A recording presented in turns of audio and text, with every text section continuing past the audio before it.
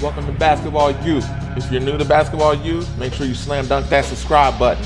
And just to make sure you don't miss a thing, make sure you tap that notification bell right after you hit that subscribe button. Basketball U family. It's been a great journey learning about the game of basketball up to this point, and we hope we have covered all the basics of the history of the game and some small details you may have been wondering about when it comes to the overall aspect of basketball. We are now going to break down each position in its own segment so you can fully understand everything that goes into playing that position, as well as help guide you into a position you feel that matches these qualities of your game. Today, we are going to talk about what it takes to be a pro in the center position. This position seems to be non-existent, with the ability for big men to shoot outside and some being more versatile in their skill set. One thing remains the same, and it's the basics that will help you succeed in this position. Let's not forget that the greatest scorer of all time still remains number one, and that's the big man with the sky hook, Kareem Abdul-Jabbar. The 5 traits of a dominant center. Many youth players watch the slam dunks of Shaquille O'Neal or the block shots of Dwight Howard and want to mimic the play of famous big men, but few actually have the characteristics necessary to be a great center. So, what traits does the 5-man need to dominate? Number 1, height. Even though we believe positionless basketball can be a great offensive concept and that multiple players should be able to play multiple positions on the court, the saying size matters still exists for a reason. The center is typically the tallest player on the team and therefore is typically responsible for getting high percentage layups and post finishes on the offensive end and guarding the other team's tallest player on the defensive end. This isn't to say a smaller center can't be effective, but it's much more difficult. Number 2, strength. The team center also usually has elite strength to complement that height. A player who is expected to battle for every rebound, score regularly in the post, and guard the biggest player on the other team will have to be strong in order to be successful. Number 3, physicality. A lot of teams have players that are tall or strong, but it is far more rare for a player to combine those physical attributes with the willingness to use them. A great center needs to provide an inside presence on both ends of the court, and size alone is not enough to create that presence. They must also be willing to play physical with the biggest and strongest players on the other team on every trip down the court. Number 4, mobility. The tallest player on the team is never going to be the quickest, but a dominant center does still need to be an athletic player who can run the floor and contribute on every possession. Mobility is a trait that often separates a good center from a great one, primarily because it is so rare among players who are naturally so much larger physically than other players on the court. Any coach would be glad to have a player who is tall, strong, and willing to play physical. But if that player is also athletic enough to create shots for himself on the offensive end and block shots on the defensive end, then he will be a truly dominant center. Number 5, conditioning. Dominant centers are a nightmare for opposing coaches, and one way they typically try to minimize that player's impact is by creating tempo offensively and forcing them to run the floor. Most centers are not built for that type of game, but a dominant one will also be in good enough shape to play a lot of minutes. After all, even if you are the best player on the court, your impact is not necessarily as high as it could be if you are only able to play half of the game.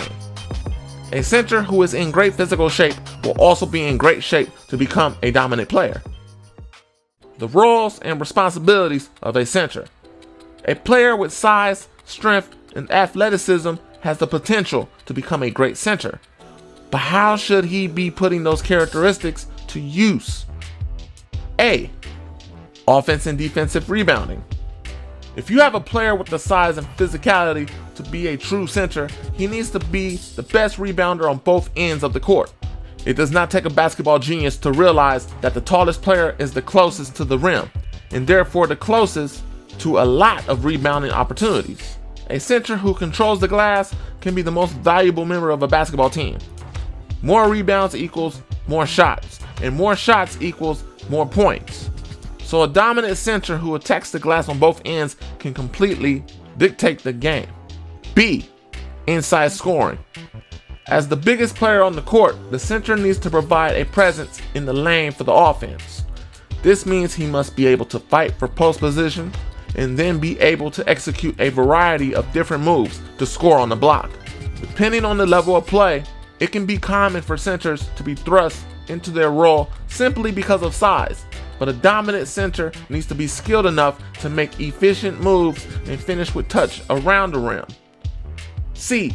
Providing a defensive help presence. A great center can completely charge your team's entire defense, primarily because opponents will be much less willing to attack the hoop. A high-level high school center or above may be expected to play above the rim and block shots, but a center at any level can still be a rim protector if he is able to be a help defender that discourages the offense to drive. This is where the height, strength, and physicality mentioned become necessities for a dominant center, as a smaller player simply does not provide that physical presence. D. Guarding the other team's biggest player. Naturally, the biggest players typically match up with one another, meaning your center has to be able to guard the biggest player on the other team. Again, height, strength, and physicality of course play a factor in this responsibility. Players of any size can get rebounds or score in the post occasionally, but not everyone can physically take on the challenge of defending a center. If your center has the mobility and conditioning mentioned above as well, then he will have the advantage in this matchup. E. Distributing when the defense collapses. If a player is a truly dominant center who is capable of scoring in a variety of ways, then he probably will not be guarded by only one player very often. Some teams may elect to send double teams or traps to force a center to get rid of the ball, and when that happens, he must be able to distribute to open teammates. A dominant center scores in the lane often enough to draw additional defenders, and then takes advantage by dumping passes off to the other post player, hitting an open cutter, or kicking out for an open three-point shot. F. Game film. Game film allows you to see how you play from a perspective you're not used to seeing it from, the same perspective everyone else sees. It can be viewed in real time, slow motion, or fast forward just to see how things play out in different angles. When watching your opponent, you'll be looking for a lot of the same things you were looking for in your own film. Look at what they do well, what they don't do well, and where they are most vulnerable. 5 tips for a center. Now that we've covered what characteristics can make a great center and what role the center should be playing on the court, how can a player build himself into a great big man? Number 1, develop a variety of post moves. At some point, most coaches have seen a physically imposing center who provides a presence, but his only chance to score is an easy drop step layup or open putback at the rim. However, a great center needs to have a number of different post moves that they can execute with their back to the basket. True post players have become fewer and further between in this era of basketball. In fact, most teams don't play with a true center at all. So a big, tall player who probably isn't as quick as most others or as comfortable on the perimeter needs to have multiple ways to score inside in order to be established as part of an offense. A dominant center should have a go-to move, a very reliable secondary move, and then also be able to add counters to those moves. Number 2, play one-on-one defense in the post. A dominant defensive center is typically a shot blocker, but simply being tall will not automatically mean that a player will be spiking every opponent's shot off the backboard. Blocking shots and just playing good post defense in general requires toughness, anticipation, and coordination. Playing one-on-one against an offensive player on the block will help a center develop those skills. And getting a number of repetitions in a row will help build the necessary conditioning as well. Number 3, become a great free throw shooter. The most common way that an opposing coach will try to limit the effectiveness of a dominant center is by forcing him to score at the free throw line instead of giving up open post moves. It has proven to be incredibly effective in some situations, especially against big men who are far below average free throw shooters. After all, hack-a-shack is still one of the most commonly used phrases in defensive basketball strategy many years after it was implemented. A great center needs to be able to step up to the free throw line and knock down shots at a high rate so that he cannot be taken advantage of by opposing teams. Free throw shooting becomes even more important in late game situations, and if the center is your best player, you want to be able to lead them in the game during crunch time. But if they can't be trusted to make free throws, then you probably won't want them on the court in those big moments. Number 4, work on outside shooting. As mentioned earlier, the time of true centers has largely come and gone in today's basketball world. It has become much more common to see different varieties of small ball or positionless basketball, especially at higher levels.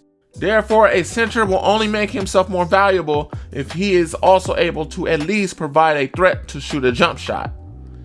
Long-range shooting isn't necessary for centers, and it is extremely rare for the center to be considered a knockdown shooter.